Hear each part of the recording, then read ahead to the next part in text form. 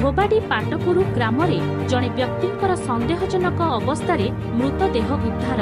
सूचना अनुसार गंजाम जिला हिंजिली ब्लॉक अंतर्गत धोबाडी पाटपुर ग्राम शनिवार दिनांक 30 मार्च जड़े व्यक्ति मृत शरीर संदेहजनक अवस्था देखा मिलता। प्राथमिक तदंतरू जनापड़ी जे व्यक्ति जनक हेले बेलुगा थाना अंतर्गत हंतस ग्रामर सजय कुमार नायक बयस 30 वर्ष पोस्ट साहापुर। खबर क्रमे संजय कुमार नायक प्रतिदिन भली तांकर पाटपुरु ग्राम चलीथिबा नूतन कोठा घर निर्माण कार्य सारी संध्यारे घर को भोजन करने को आसुथिले हेले गतकाली संध्यारे समय से घर को फेरी नथिबारु परिवार लोके चिंतित होई पड़िथिले। बारंबार फोन कला परे भी किछि उत्तर न मिलिबारु घर लोके संजय कुमार नायकों को खोजिबाकु जाई पाटपुरु ग्राम निर्माण हेउथिबा सेही नूतन घर को पहुंचीथिले। सेठी संजय कुमार नायकों मृत शरीर को देखि आश्चर्य होई पड़िथिले एवं संगे संगे स्थानीय पुलिस को एही घटना विषय रे अवगत कराइथिले।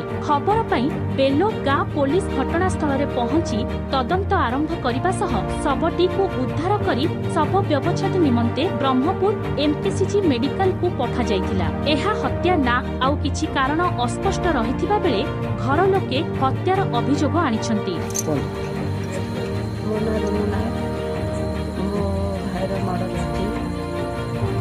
तार बड़ भौणी पाखे रही सत कि आम कथाभाषा हो किंतु सी काली घर सब दिन बेले गोटे बेले खावा जाए राति भी 7:30 8टार खावा जाए।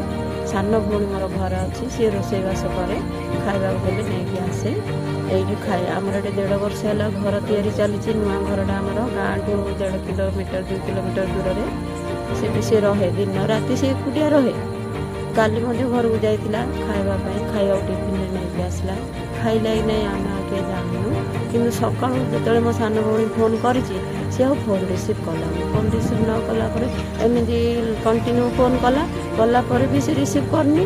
तापर भौणी व्यस्त होकर चली चलिकी आमर से जो नुआ घर तैयारी होती से आसला से आसी देखला बेलू भाईर डेड बॉडी पड़ी खाई मारदे से समस्त को कॉल कला फास्ट मत कॉल कला तापर आम दादा पुओ जने सी भी आसला एमती आम समस्ते जानलु आसलु।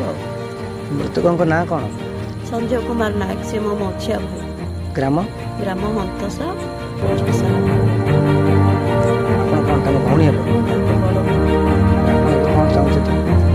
मो भाई को न्याय मिलू। मो जानवर मो भाई तो क्या सहित सेमती किसी ना आमको न्याय कौन सी राजनीति नाई राजनीति के शत्रुता किसी शत्रुता आम जानवर ना पूर्व शत्रुता किसी ना।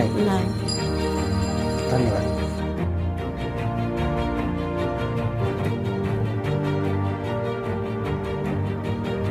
गंजाम जिला हिंजिली विश्वम्बर दासंक रिपोर्ट न्यूज 24 ओडिशा।